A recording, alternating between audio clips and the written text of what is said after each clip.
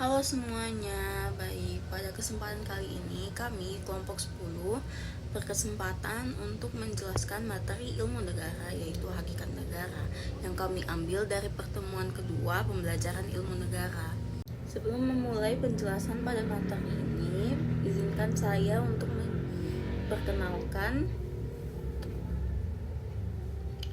Sebelum memulai penjelasan pada materi hakikat negara, izinkan saya untuk memperkenalkan anggota-anggota kelompok 10. Nah, yang pertama ada saya sendiri, yaitu Kristina, dan saya ber-NPM 2351079. Berikutnya ada Tasya Nabila Putri yang ber-NPM 2351104. Ada Sylvie Marcella yang ber-NPM 2351146. Dan Meliana ber-NPM 2351069. 1. Pengertian ilmu negara. Apa itu ilmu negara? Ilmu negara adalah ilmu yang mempelajari pengertian-pengertian pokok dan sendi pokok negara pada umumnya. Kajian mencakup tentang terjadinya negara, lenyapnya negara, tujuan dan fungsi negara, perkembangan negara, bentuk negara, dan sebagainya. Ilmu negara menekankan hal-hal yang bersifat umum dan menganggap negara sebagai genus atau bentuk umum, dan mengesampingkan sifat-sifat khusus dari negara. Ilmu negara tidak membahas bagaimana pelaksanaan hal umum itu di dalam suatu negara. Hakikat negara. Apa sebenarnya suatu negara? Mempelajari mengenai hakikat negara secara umum atau abstrak biasanya akan mengetahui tujuan suatu negara tersebut. Dari teori tentang asal-usul negara yang telah disinggung pada perkuliahan pertama, di mana dimulai dari tokoh-tokoh atau pemikir hukum dan negara, yaitu dari zaman Yunani kuno hingga zaman modern. Maka hakikat dari suatu negara dapat kita lihat dari teori atau pemikiran tokoh di zamannya tersebut. Contoh teori sifat hakikat negara yang disampaikan oleh Socrates, yaitu zaman Yunani kuno. Pada masa itu, orang-orang mendambakan ketentraman hidup dan mereka menuju bukti dan membangun benteng serta berkumpul di sana membentuk kelompok. Kelompok inilah yang dinamakan Socrates sebagai polis, yaitu kota. Socrates menganggap polis identis dengan masyarakat dan masyarakat identis dengan negara.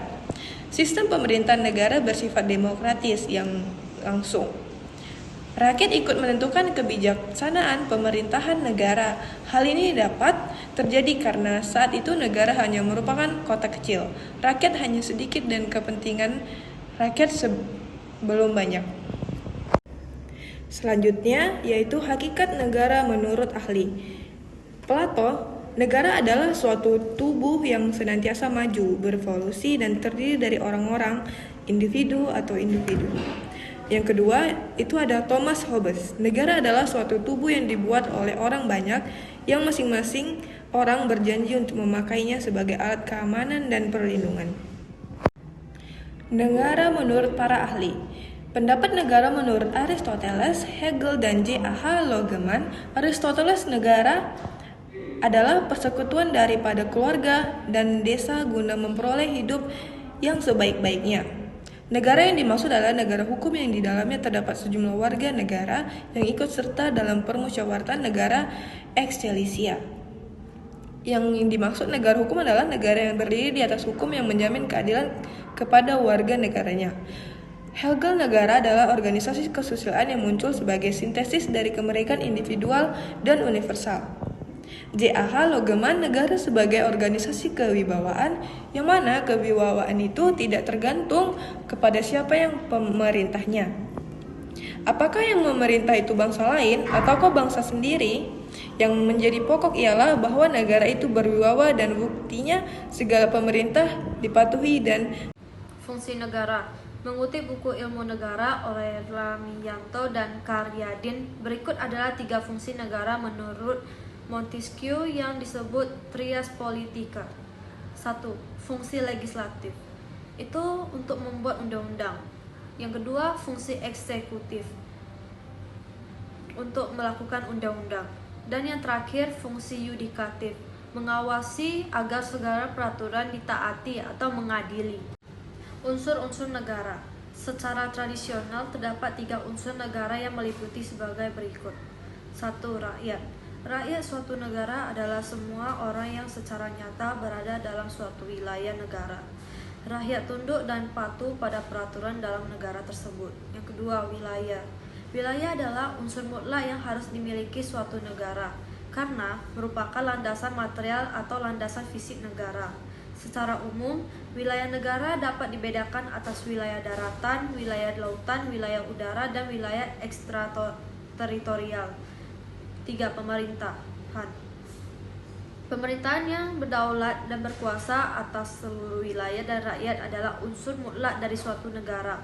Pemerintahan atau negara lain tidak berkuasa atas wilayah dan rakyat negara tersebut. Sifat negara. Sifat negara itu ada 3 macam. Yang pertama itu ada sifat memaksa. Negara mempunyai sifat memaksa, artinya memiliki kewenangan untuk mewajibkan seluruh masyarakatnya patuh terhadap peraturan yang dilakukan dan telah diatur dalam perundang-undangan. Yang kedua, sifat monopoli. Negara memiliki sifat monopoli, artinya memiliki kekuasaan atau kewenangan yang seutuhnya untuk mengatur dan menentukan tujuan yang akan dicapai oleh negara tersebut. Dan yang terakhir itu ada sifat mencakup semua. Negara memiliki sifat mencakup semua, artinya semua peraturan perundang-undangan di negara tersebut berlaku untuk semua warganya tanpa terkecuali. Baik, sekarang kita akan masuk ke dalam teori-teori hakikat negara. Teori pertama mengenai teori hakikat negara adalah teori sosiologis, di mana negara dikatakan atau dipandang sebagai suatu institusi sosial yang tumbuh dalam masyarakat karena diperlukan untuk mengurus, mengatur, dan menyelenggarakan kepentingan masyarakat. Teori ini juga berkaitan dengan hakikat manusia dengan kondisi manusia sebagai sun politikon atau sebagai makhluk sosial. Nah, dalam teori ini, negara dipandang sebagai suatu hal yang alamiah dan kata kuncinya adalah kelompok masyarakat itu selalu tetap. Nah, teori yang selanjutnya adalah teori organis. Di dalam teori ini dikatakan bahwa negara ini dipandang sebagai sesuatu organisasi yang dapat hidup, mempunyai kehidupan sendiri, yang dalam berbagai hal menunjukkan persamaan dengan organisme manusia, bahkan mempunyai kehendak sebagai manusia yang dipengaruhi oleh teori evolusi, kehidupan lahir, muda, tua, dan hingga akhirnya mati. Nah, dikatakan di teori organis ini bahwa negara ini adalah sesuatu yang bersifat dinamis atau dapat berkembang. Seperti manusia juga, manusia adalah makhluk yang dapat berkembang. Nah, selanjutnya adalah teori ikatan golongan, di mana hakikat negara dipandang sebagai ikatan atau gabungan kelompok masyarakat untuk mencapai tujuan bersama. Negara mengikat gabungan kelompok masyarakat itu ke arah perumusan kehendak bersama dan bukan kepada kepentingan golongan atau kelompok tertentu.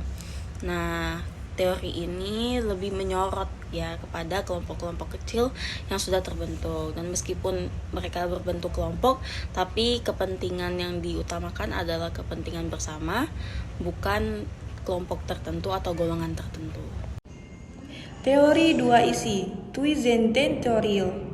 Di dalam teori ini, negara ini pandang dari 2 segi, yaitu negara dipandang sebagai social effect atau sesuatu kenyataan sosial. Yang kedua, negara dipandang sebagai research institution atau sebagai suatu lembaga hukum.